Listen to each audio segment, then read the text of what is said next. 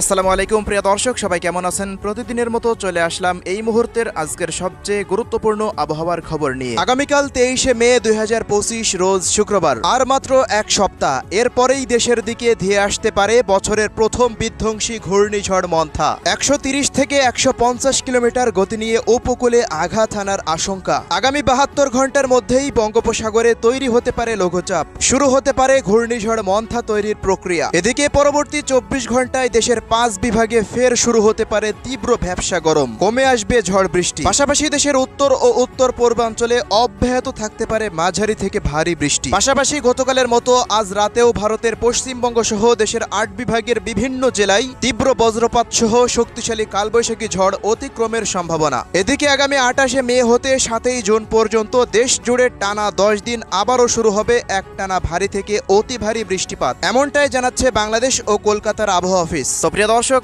আজ এবং আগামীকাল রাজধানী ঢাকা বিভাগ থেকে শুরু করে খুলনা, বরিশাল, চট্টগ্রাম, সিলেট, ময়মনসিংহ, রংপুর ও রাজশাহী বিভাগ সহ ভারতের পশ্চিমবঙ্গের কলকাতা, আসাম, মেঘালয় ও ত্রিপুরা রাজ্যের কোন কোন জেলাগুলিতে আবহাওয়া পরিস্থিতি কেমন থাকতে পারে জানিয়ে দেব। সম্পূর্ণ বিস্তারিত ভিডিওটি শেষ পর্যন্ত দেখার অনুরোধ রইল।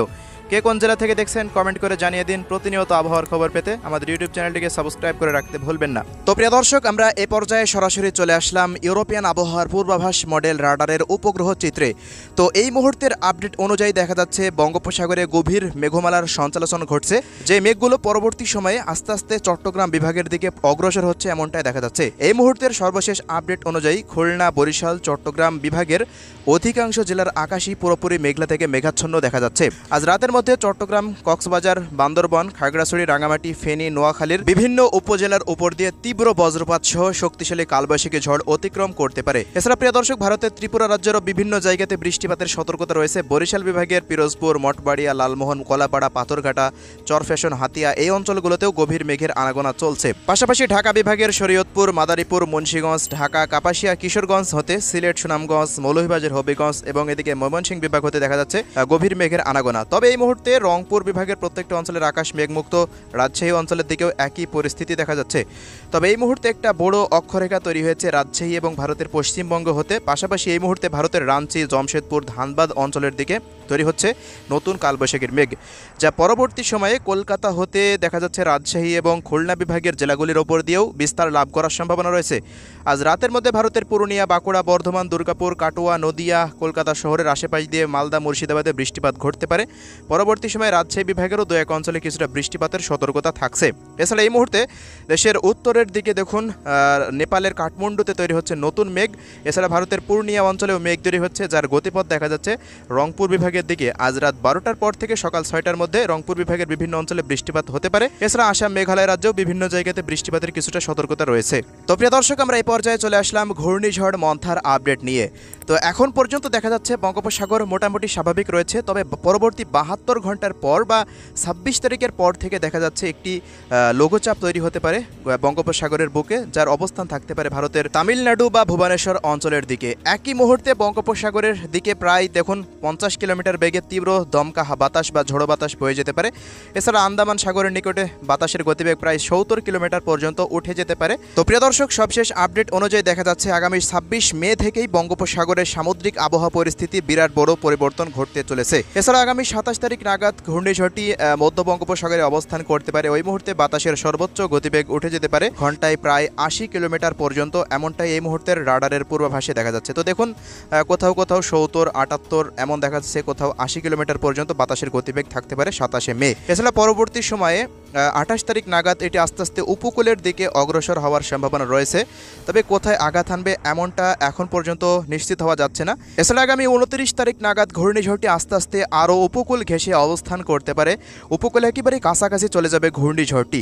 তো ওই মুহূর্তে বাতাসের সর্বোচ্চ গতিবেগ কোথাও দেখুন 105 কিলোমিটার পর্যন্ত দেখাচ্ছে, কোথাও 106 বা 110 কিলোমিটার পর্যন্ত সর্বোচ্চ গতিবেগ উঠে যেতে পারে নর্মাল বাতাসের গতিবেগ, যা বায়ু ঝাপটা মোডে উঠে যাওয়ার সম্ভাবনা রয়েছে ঘন্টায় প্রায় 130 থেকে 140 কিলোমিটার পর্যন্ত। তো উপকূলের কাছে থাকার সময় ঘূর্ণিঝড়টি কোথায় যাবে, ভুবনেশ্বরের দিকে নাকি কলকাতার দিকে, কোন দিকে অগ্রসর হবে সেটা আগামী 25 তারিখেই বলা সম্ভব হয়। এছাড়া পরবর্তী সময় এটি বরিশাল বিভাগের দিকে যাবে নাকি চট্টগ্রাম বিভাগের দিকে যাবে এখন বলা কোনোভাবেই সম্ভব নয়। আগামী 25 তারিখ পর্যন্ত অপেক্ষা করুন, এরপর পরিপূর্ণভাবে আপডেটটা আমরা তুলে ধরতে পারবো আপনাদের সামনে ইনশাল্লাহ। তো এই ছিল ঘূর্ণিঝড়ের আপডেট। তোমরা এ পর্যায়ে সরাসরি চলে আসলাম বৃষ্টিবাহী মোডে। শুক্রবার থেকে বৃষ্টিপাতের পরিমাণ আস্তে আস্তে কমতে থাকবে ঢাকা বিভাগ, খুলনা বিভাগ, বরিশাল ও চট্টগ্রাম বিভাগের দিকে। তবে রাজশাহী বিভাগের দু এক অঞ্চলে কিছুটা বৃষ্টিপাত থাকতে পারে। ভারতের পশ্চিমবঙ্গের দিকেও বৃষ্টিপাত কমে যাবে। রংপুর বিভাগের জেলাগুলিতে বিক্ষিপ্তভাবে বৃষ্টিপাত চলমান থাকতে পারে। রংপুর বিভাগের দেখুন দিনাজপুর থেকে শুরু করে দেখা যাচ্ছে এদিকে ঠাকুরগাঁও, পঞ্চগড়, নীলফামারী, লালমনিরহাট, কুড়িগ্রাম, গাইবান্ধা জেলা, রংপুর শহরের আশেপাশে সাইদপুর, পীরগঞ্জ, চিলমারি, চররাজীপুরের আশেপাশে প্রত্যেকটি অঞ্চলে বৃষ্টিপাতের সতর্কতা থাকছে রংপুর বিভাগে। ময়মনসিংহ বিভাগেও শেরপুর, জামালপুর, নেত্রকোনা, নলিতাবাড়ির আশেপাশ দিয়ে ময়মনসিংহ শহরের প্রত্যেকটা অঞ্চলে, মৌলভীবাজারের আশেপাশে বৃষ্টিপাত থাকতে পারে। সিলেট, সুনামগঞ্জ, মৌলভীবাজার, হবিগঞ্জেও বৃষ্টি বা বজ্রসহ বৃষ্টিপাত চলমান থাকবে। তবে বৃষ্টিপাত কমে যাবে দেশের অন্যান্য বিভাগগুলোতে। এছাড়া প্রিয় দর্শক, চট্টগ্রাম বিভাগের দু এক অঞ্চলে কিছুটা সামুদ্রিক যে মেঘ তৈরি হয়েছে তা প্রবেশ করে টেকনাফ থেকে শুরু করে মহেশখালী, চকরিয়া, কক্সবাজার, কুতুবদিয়া, থানচি, সাতকনিয়া, রাওয়ানছড়ি, রাজস্থলী, চট্টগ্রাম শহরের আশেপাশ দিয়ে বৃষ্টিপাত ঘটতে পারে। তবে রাঙামাটির খাগড়াছড়িতে তেমন সম্ভাবনা দেখা যাচ্ছে না। এছাড়া এদিকে বরিশাল, পিরোজপুর, ঝালকাঠি, বরগুনা, পটুয়াখালী, ভোলা, কলাপাড়া, পাথরঘাটা, চরফ্যাশন, লালমোহন, বুরহানুদ্দিনের আশেপাশের বিভিন্ন জায়গার ওপর দিয়ে বৃষ্টিপাতের সতর্কতা রয়েছে। এছাড়া ঢাকা বিভাগের মুন্সিগঞ্জ, নারায়ণগঞ্জ, কটিয়াদি, কিশোরগঞ্জ, কাপাসিয়া, বালুখা, গাজীপুর, টাঙ্গাইল, কালীহাটি থেকে শুরু করে এদিকে ধামরাই, ফরিদপুর, রাজবাড়ী থেকে শুরু করে মানিকগঞ্জ, মকসেদপুর, গোপীনাথপুর, গোপালগঞ্জ, টঙ্গিপাড়া, শরীয়তপুর, মাদারীপুর প্রত্যেকটা অঞ্চল জুড়েই মুন্সিগঞ্জের আশেপাশ দিয়ে দেখুন আকাশ পুরোপুরি অস্থায়ীভাবে আংশিক মেঘলা থাকতে পারে। বৃষ্টিপাতের সম্ভাবনা খুবই কম। তীব্র ভ্যাপসা গরম ঢাকা বিভাগে বৃদ্ধি পেতে থাকবে শুক্রবার থেকে, এমনটাই এই মুহূর্তে সর্বশেষ রিপোর্টে জানা যাচ্ছে।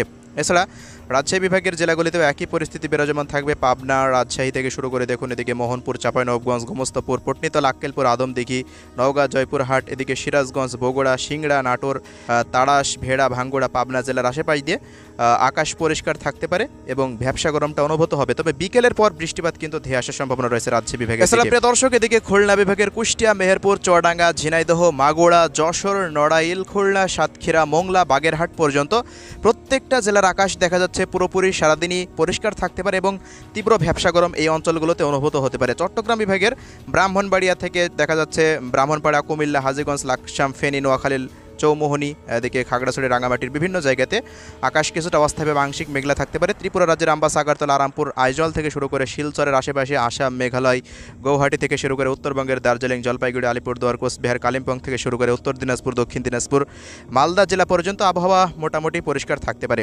তবে প্রিয় দর্শক, পশ্চিমবঙ্গের দিকে সন্ধ্যার পরে ধেয়ে আসতে পারে শক্তিশালী কালবৈশাখীর মেঘ। নলহাটি থেকে শুরু করে সিউড়ি, দুর্গাপুর, পুরুলিয়া, বাঁকুড়া থেকে দেখা যাচ্ছে জামশেদপুর, খড়গপুর, ঝাড়গ্রাম, হাওড়া, হুগলি, উত্তর 24 পরগনা, দক্ষিণ 24 পরগনা, 2 মেদিনীপুর, শান্তিপুর, নদিয়া, কলকাতা শহর দিয়ে খুলনা বিভাগ পর্যন্ত একটা ব্যাপক হারে কালবৈশাখীর মেঘ প্রবেশ করে বৃষ্টিপাত ঘটাতে পারে। রাজশাহী বিভাগের দিকেও ছড়িয়ে যেতে পারে, পরবর্তীতে ঢাকার দিকেও অগ্রসর হওয়ার সম্ভাবনা রয়েছে। এই ছিল আজকের আবহাওয়া আপডেট।